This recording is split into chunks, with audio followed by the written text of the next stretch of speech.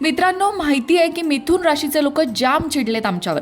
कारण बऱ्याच दिवसात मिथुन राशीचा व्हिडिओ आला नाही आहे असं त्यांचं म्हणणं आहे आणि कमेंट बॉक्समध्ये ते त्यांची नाराजी व्यक्तसुद्धा करतात. म्हणूनच तुमची नाराजी दूर करण्यासाठी आजचा हा व्हिडिओ आहे. एप्रिल महिन्यात मिथुन राशीबरोबर काय काय घडणार आहे, कोणते महत्त्वाचे बदल तुमच्या आयुष्यात घडणार आहेत, या सगळ्याचा आढावा आजच्या या व्हिडिओतनं आपण घेणार आहोत. तेव्हा व्हिडिओ शेवटपर्यंत नक्की ऐका. मिथुन राशीचं कसं असतं तुम्हाला माहिती आहे ना. मिथुन राशीवाले लोक स्मार्ट असतात, बोलायला हुशार असतात. त्यांना जी गोष्ट हवी असते ती मिळवण्यासाठी हे आकाश पाताळ एक करणारे असतात. पण मिथुन राशीच्या लोकांना मला सांगायचं आहे की एप्रिल महिन्यामध्ये तुम्हाला थोडासा संयम बाळगावा लागणार आहे. कारण ब्रह्मांड तुमची परीक्षा घेत आहे की काय असं तुम्हाला सुरुवातीला वाटू शकतं. पण त्याचा मोबदला, त्याचा रिवॉर्ड म्हणू शकतो आपण, तो तुम्हाला या महिन्याच्या शेवटी मिळणार आहे. जे काही ग्रहमान तयार होतं आहे, सूर्य आणि बुधाची जी काही स्थिती आहे, त्यामुळे तुमचं काम, तुमचं नाव, तुमचा परफॉर्मन्स लोकांच्या नजरेत येणार आहे. सुरुवातीला अर्थात तुम्हाला कामाचा ताण जाणवेल, थोडंसं डेडलाईनचं प्रेशर असेल. पण जर तुम्ही थोडा संयम ठेवलात तर तुमचे जे काही एफर्ट्स आहेत, तुम्ही जे काही कष्ट घेताय ते निश्चितच वाया जाणार नाहीत. एखादी गुड न्यूज तुम्हाला तुमच्या कामामुळे एप्रिल महिन्यामध्ये मिळू शकते. त्याचबरोबर एप्रिल महिन्यात चांगली गोष्ट कोणती घडणार आहे तर योग्य वेळी योग्य लोक तुम्हाला भेटणार आहेत.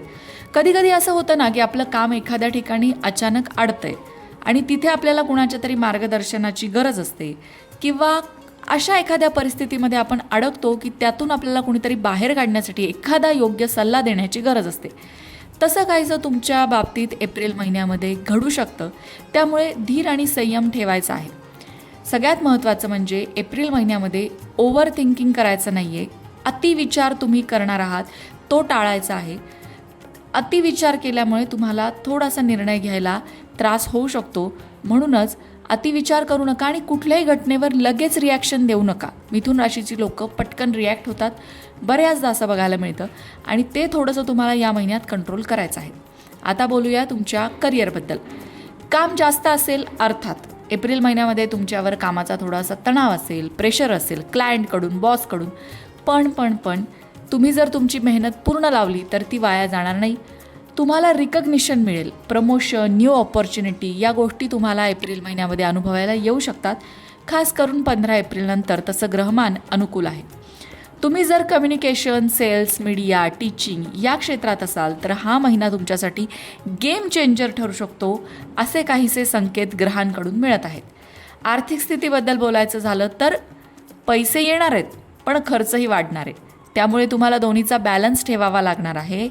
त्याचबरोबर एप्रिल महिन्यामध्ये तुम्हाला एखादा आणखीन इन्कम सुरू करायचा असेल, म्हणजेच व्यवसायाला धरून आणखीन एखादा व्यवसाय, किंवा नोकरी करताय तर घरगुती एखादा व्यवसाय, असं काही तुम्ही एक्स्ट्रा इन्कम सुरू करण्याच्या विचारात असाल तर त्यासाठी एप्रिल महिना योग्य आहे. तुम्ही तुमचं काम, एक्स्ट्रा अर्निंगचं काम जे आहे ते एप्रिल महिन्यामध्ये सुरू करू शकता. लव्ह लाईफ, प्रेमसंबंधांबद्दल बोलायचं झालं तर तुमच्या नात्यामध्ये इगो क्लॅशेस होण्याची शक्यता आहे, मिसअंडरस्टँडिंग होण्याची शक्यता आहे. म्हणजेच काय, अहंकारामुळे नात्यात थोडासा तणाव येऊ शकतो किंवा काही गैरसमज होऊ शकतात. ते दूर करण्यासाठी अर्थात मिथुन राशीच्या लोकांना सांगायची गरज नाही, तुमचं संवाद कौशल्य उत्तम असतं. तुमच्या याच संवाद कौशल्याचा वापर तुम्हाला तुमचं नातं मजबूत करण्यासाठी करायचं आहे आणि तुमच्या संवाद कौशल्याने तुमचं नातं मजबूत होईल सुद्धा. कौटुंबिक वातावरणाबद्दल बोलायचं झालं तर घरात सुरुवातीच्या काही दिवसांमध्ये थोडासा तणाव तुम्हाला जाणवू शकतो.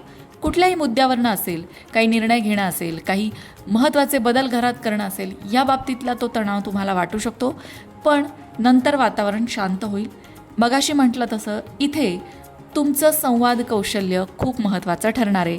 तुमचं बोलणं तुम्हाला समोरच्याला पटवून द्यायचं आहे आणि त्याला नाराजही नाही होऊ द्यायचं आहे. यासाठी तुमचं कसबपणाला लागणार आहे. आरोग्याबद्दल बोलायचं झालं तर अतिविचार करणं टाळा, कारण त्यामुळे मानसिक तणाव येऊ शकतो. आणि सगळ्यात महत्त्वाचं, तुमची झोप डिस्टर्ब होऊ शकते. अशा काही घटना घडू शकतात, पण तुम्हाला तुमच्या झोपेवर लक्ष द्यायचं आहे. योग्य वेळी योग्य तेवढी झोप घ्यायची आहे, कारण त्यानेच तुम्ही तणाव फ्री राहणार आहात. उपाय काय करायचे तर साधे उपाय आहेत. मिथुन राशीचा स्वामी आहे बुध ग्रह आणि बुध ग्रहाची देवता आहे गणपती बाप्पा. त्यामुळे गणपती बाप्पाच्या संदर्भातले केलेले कुठलेही उपाय तुम्हाला लाभदायक ठरतात. मग रोज अथर्वशीर्ष म्हणणं असेल किंवा गणपती बाप्पाचं कुठलंही एखादं स्तोत्र जर तुम्ही रोज तुमच्या उपासनेमध्ये म्हणत असाल, अगदी 2-5 मिनटं वेळ काढून, तर त्याचा तुम्हाला लाभच होणार आहे.